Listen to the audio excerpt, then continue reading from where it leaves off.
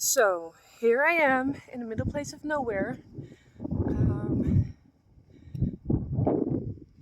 and why do I say the middle place is nowhere? It's because it's not as if there are no people living here, but I'm a city girl. So as soon as I don't see any supermarkets close by, and public transportation is like a pain in the ass, that's for me the middle place of nowhere. Oh yeah, also if you smell like cow poop and sheep poop and all kinds of animal poop and stuff, well, middle place of nowhere.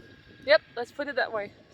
So the reason I'm here is because I needed to take some time off for myself.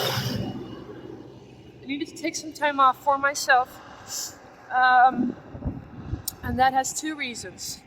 The main reason for me is that I'm writing a book about the brain tumor and stuff that comes with that over the last 13 years. And so, funny, huh? So, I'm talking about the middle place of nowhere, and all of a sudden, there's so many cars coming by. I don't know where they come from, but it's probably just to tease me. I don't know. Anyways, I am writing a book, and as a busy mom, it's kind of complicated to write a book about everything I and my family has been going through over the last 13 years in relation to the brain tumor and treatments and surgeries that come with that. But I do think, and I really feel like I'm called to write a book about that, since I'm not the only one battling with disease and complication that come with that. So that's the reason I'm writing this book. First of all, I'm writing it in Dutch, but I do want to have it translated to English. So don't worry for all my English friends and family. Where was I going? Yeah, it's a long story. My goodness. So long story short, I came here with public transportation, while the easiest way would be by car. And I do have my driver's license, let me be very clear on that. But a couple weeks ago, all of a sudden, I had an epileptic attack. And why do I say all of a sudden? I say that because, well, I haven't had an epileptic attack since 13 years ago. And that was when we found out that I had brain tumor. So, experiencing that epileptic attack while I was in the middle of my crazy busyness in church, doing what I like to do, talking to people, and being active. I like to be active. So all of a sudden in church I had an epileptic attack, and it shocked me, of course, but also the people around me. Nobody expected it, nobody saw it coming. One of the consequences of having an epileptic attack is that you're not allowed to drive a car for at least 6 months. Well, that sucks. That sucks.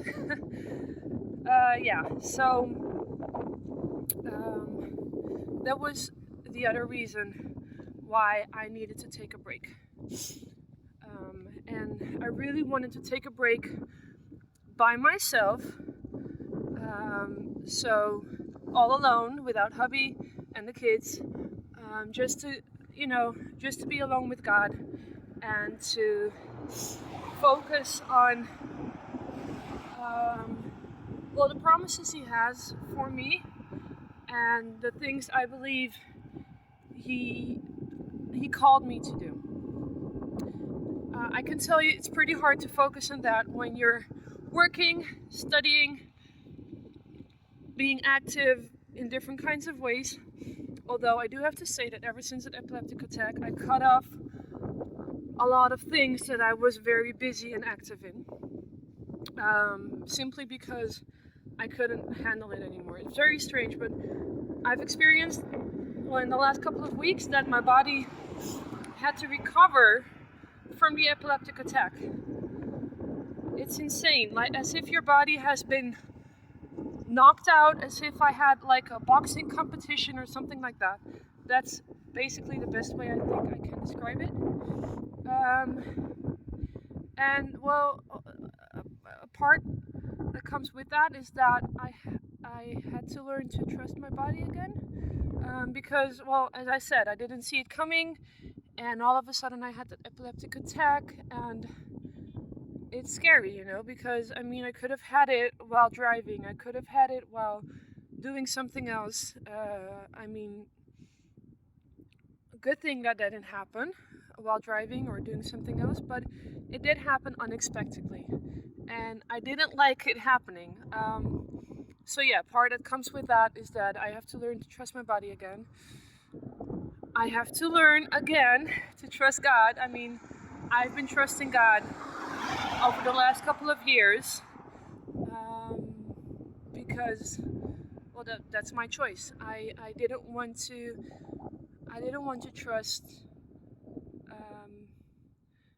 doctors, and I don't mean that in a bad way. I mean, I know that doctors have studied for what they do, and that most of the doctors handle their patients with the best intentions. But like, if as a patient you depend fully on what doctors tell you, I can tell you you get depressed, because they have an obligation to tell you everything they know about the disease you're battling with, which means that you get to hear, for example, your life expectancy. You get to hear what you should expect for yourself, for your kids, for your relatives, for your, well, for basically everyone around you, and what your life could look like. And when I look around me and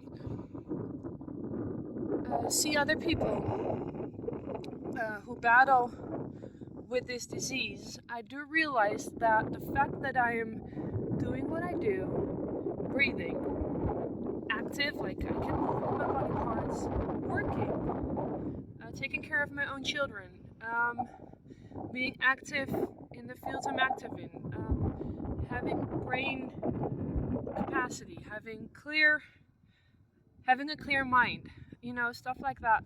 That's not normal for someone who has battled with brain tumor, especially the brain tumor that I have been battling with over the last couple of 4 years. That's glioblastoma. If I'm pronouncing it right, I'm not quite sure, but it's the most severe brain tumor a person can have.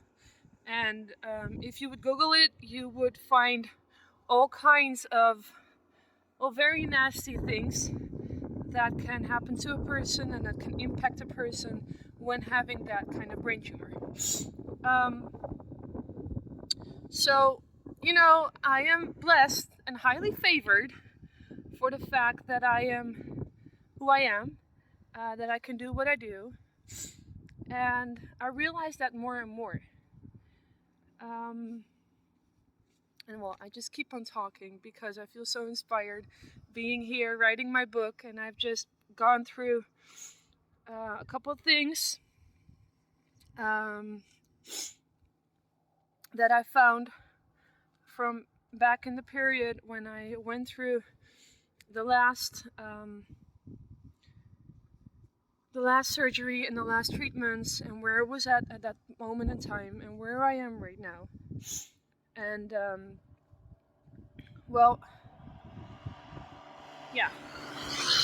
So I'm gonna stop right there. Yeah, let's stop right there. I just want to tell you that I'm writing my book, and I'm grateful that it's possible and that I get the support of my husband, my children, and the people around me to do this. And I feel blessed.